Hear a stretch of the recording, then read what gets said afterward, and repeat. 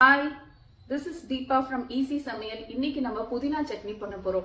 அதுக்கு தேவையான அளவு புதினா அரைக்கட்டு, கொத்தமல்லி ஒரு கைப்பிடி, கருவேப்பிலை சும்மா 2 கைப்பிடி எடுத்துக்கோங்க, காஞ்ச மிளகா, பச்சை மிளகா, கொஞ்சம் புளி, இஞ்சி, அதுக்கப்புறம் 2 டேபிள் ஸ்பூன் உளுத்தம்பருப்பு, பெருங்காயம், நல்லெண்ணெய்.